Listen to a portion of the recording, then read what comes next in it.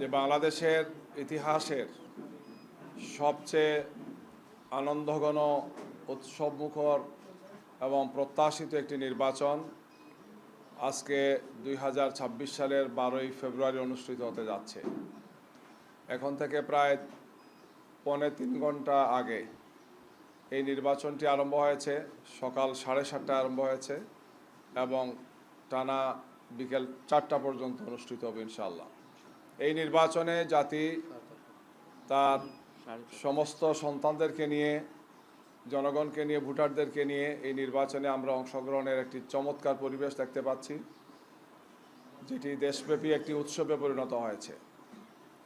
সরকারের পক্ষ থেকে এই নির্বাচনকে অর্থবহ করার জন্যে সাধারণ ছুটি ঘোষণা করা হয়েছে।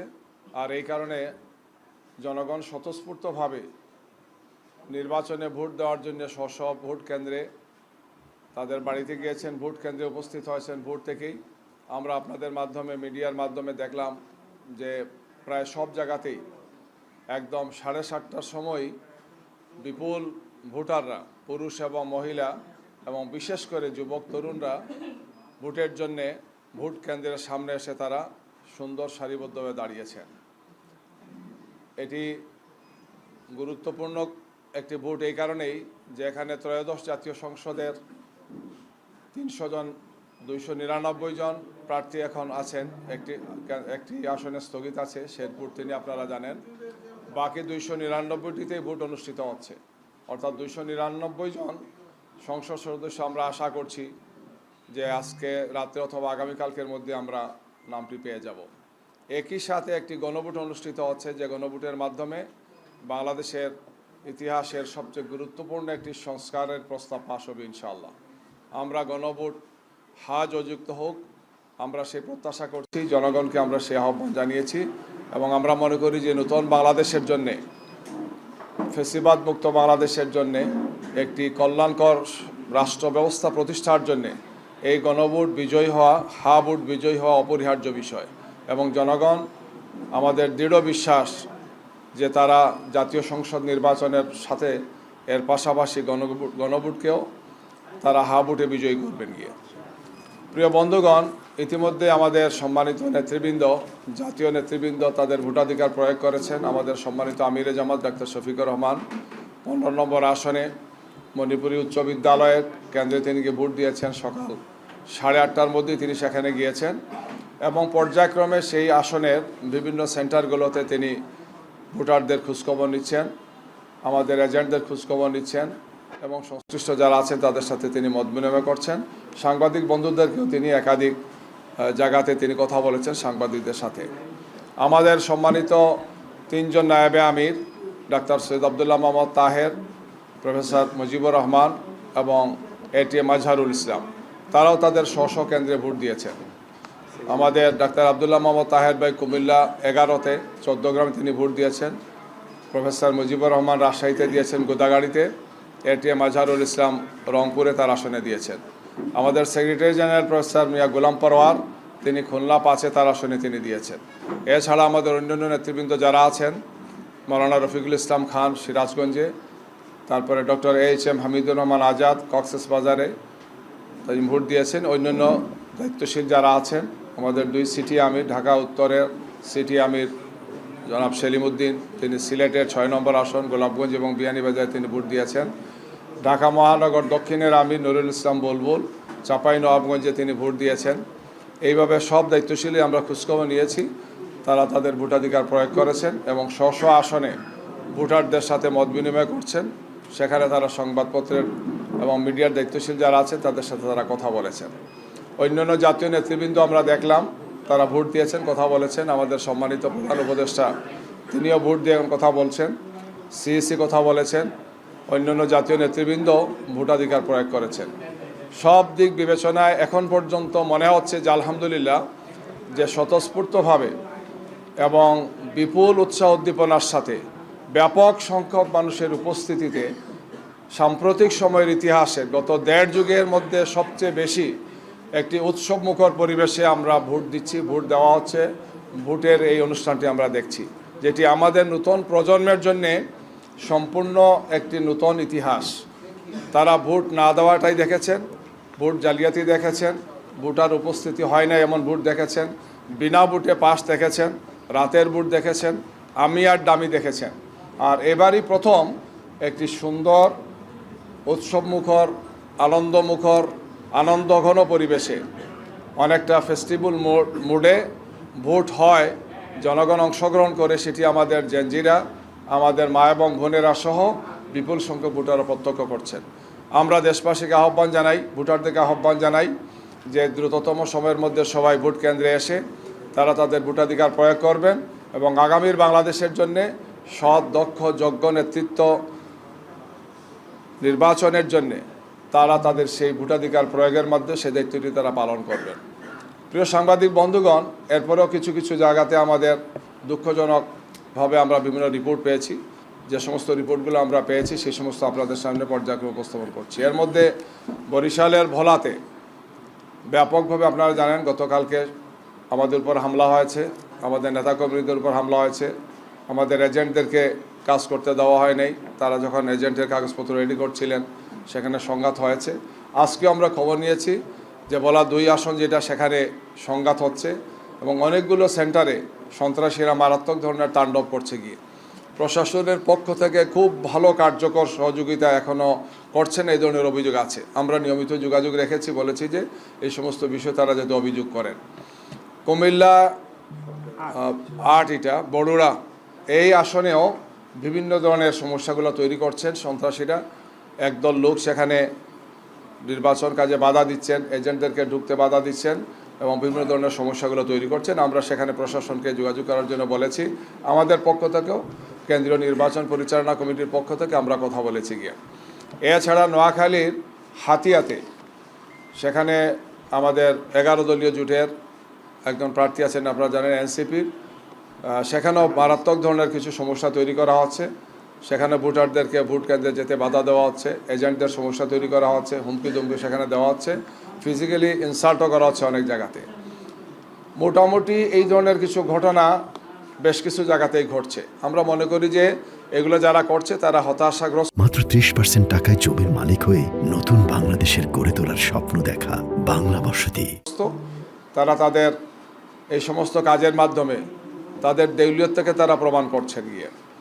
তবে সামগ্রিকভাবে আমরা প্রথম থেকে বলে আসছি যে প্রশাসনকে অবশ্যই নিরপেক্ষ থাকতে হবে এবং তাদেরকে তৎপর হতে হবে। নির্বাচন কমিশন এবং তার সাথে সংশ্লিষ্ট যারা আছেন তাদেরকে দায়িত্বশীল ভূমিকা পালন করতে হবে। জনগণ একটি প্রত্যাশিত সুন্দর নির্বাচন দেখতে চায়। কোনো অবস্থায় দায়িত্বশীল ব্যক্তিরা বা তার প্রতিষ্ঠানে যারা দায়িত্বে আছেন, কোনো অবস্থায় যাতে তারা কোনো দিকে হেলে না পড়ে তাদের সঠিক দায়িত্বটি পালন করেন, এটাই আমাদের প্রত্যাশা, এটাই দেশবাসীর প্রত্যাশা। এর কোনো ব্যত্যয় হলে অবশ্যই জনগণের কাছে তাদেরকে জবাবদিহি করতে হবে। আমরা আশা করব যে বাকি সময়ের মধ্যে ভোটারদের উপস্থিতি আরও বাড়বে, তারা তাদের ভোটাধিকার প্রয়োগ করবেন। নির্বাচন কমিশন, আইনশৃঙ্খলা বাহিনী, সংশ্লিষ্ট যারা আছেন তারা নিরপেক্ষতার সাথে সেই দায়িত্বটি পালন করবেন। আমরা পরবর্তী আরও তথ্য উপাত্ত পেলে আপনাদের সামনে সেই সমস্ত বিষয়গুলো উপস্থাপন করব। সবাইকে ধন্যবাদ।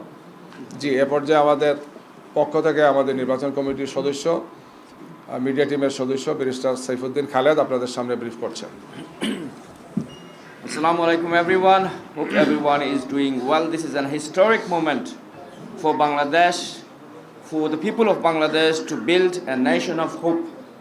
After the 17 years of chaos and undemocratic voting system, we have now arrived a moment of truth where people of Bangladesh will select or elect the MPs for the future of Bangladesh to build a nation, equal opportunities for each and every citizen of Bangladesh, regardless of their race, religion, ethnicity, and gender. Our Secretary General has highlighted that our Amir Zamat has casted his vote in the Manipur Center in his constituency.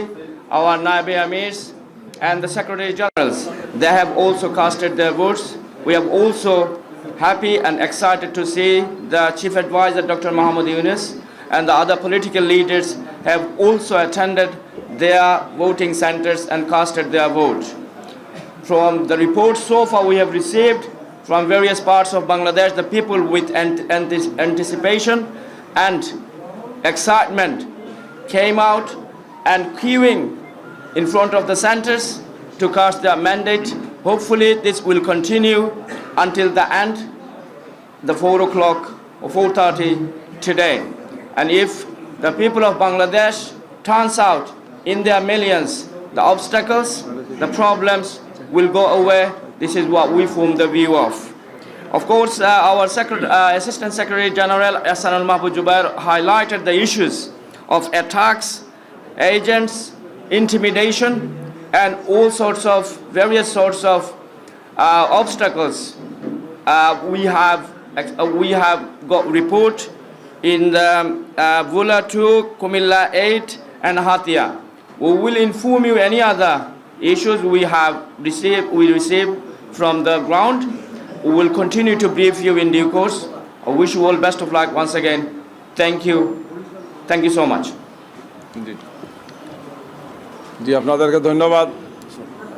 আমরা আরও পরে ইনশাল্লাহ আপনাদের সামনে আরও যে সমস্ত তথ্যপত্র পাবো আপনাদের সামনে শেয়ার করবো ইনশাল্লাহ। আপাতত আমাদের ব্রিফিং এখানে শেষ করছি। জি করেন। গতকালকে আপনি বলছিলেন যে আমরা মিডিয়ার চ্যানেল শিক্ষা যেমন এবং রাতে যে সংবাদ সম্মেলন করলেন, তো আপনারা কি মনে করছেন যে এই নির্বাচনে আপনাদের ফলাফলটা যদি আপনারা জয়ী হন, ফলাফলটা কি কোনো প্রকার টুইস্ট হতে পারে কিনা, কোনো প্রকার ফলাফলটা ছিনিয়ে নিতে পারে কিনা? যেহেতু মিডিয়ার ব্যাপারে গতকালকে আপনাদের অভিযোগ ছিল খুব তীব্র। আমরা খুব আশ্চর্য লক্ষ্য করেছি যে গতকালকে আপনারা দেখেছেন যে মানে অনেকগুলো ঘটনা ঘটেছে এবং মিডিয়া কিছু মিডিয়া খুবই বলা যায় যে হতাশাব্যঞ্জক রিপোর্ট করেছেন। যে মিডিয়াগুলো অতীতে আমরা ভূমিকা তাদের দেখেছি, বিশেষ করে ফেসিবাদের সময় মিডিয়াকে হয়তো বিভিন্ন চাপে রাখা হয়েছিল, কিছু মিডিয়া সেখানে স্বতঃস্ফূর্তভাবেই সহযোগিতা করেছেন ফেসিবাদকে। 24-এর এই বিপ্লবের সময় অনেকেই পট পরিবর্তন করে ভালো ভূমিকা রেখেছেন, কিন্তু গতকালকে কিছু মিডিয়ার ভূমিকাটা খুবই হতাশাব্যঞ্জক ছিল আমি মনে করি। আমরা প্রত্যাশা করব যে মিডিয়া তার অবশ্যই নিরপেক্ষতা, বস্তুনিষ্ঠতা এবং তাদের স্বচ্ছতা, জবাবদিহিতার জায়গাতে সবসময় থাকবেন। জনগণ একটা সময় আসলে তার জবাব দেয়, এই জন্য আমরা যাতে কোনো দলের মুখপাত্রে পরিণত না হই আমরা সেই প্রত্যাশা করব। আমরা সবার সাথে যোগাযোগ করেছি, কথা বলেছি, সহযোগিতা চেয়েছি গিয়ে। আমরা এখন পর্যন্ত এই বিষয়গুলোকে পর্যবেক্ষণে রেখেছি এবং জনগণের স্বতঃস্ফূর্ত অংশগ্রহণের মাধ্যমে একটি সুন্দর, সুষ্ঠু, শান্তিপূর্ণ নির্বাচন অনুষ্ঠান হোক, সেটা আমাদের প্রত্যাশা। আমরা পুরো দিনের কার্যক্রমকে প্রত্যক্ষ এবং পর্যালোচনা করব এবং পরবর্তীতে আমাদের কেন্দ্রীয় নেতৃবৃন্দ, শীর্ষ নেতৃবৃন্দের পক্ষ থেকে প্রয়োজনীয় বক্তব্য আমরা আপনাদের সামনে উপস্থাপন করব। সবাইকে ধন্যবাদ। জি, সকালটা আরম্ভ হয়েছে ভালো, আলহামদুলিল্লাহ। সন্ধ্যা যাতে আরও সুন্দর হয়, ভালো হয়। পরে আবার আরেকটা নতুন ডাইমেনশনে যাব, গণনা আরম্ভ হবে, একটা সময় পাস হবে, আমরা দেখতে পাবো কি হয়। কিন্তু আমরা জাতিকে নিয়ে, জনগণকে নিয়ে এটাকে গভীর পর্যবেক্ষণে রেখেছি।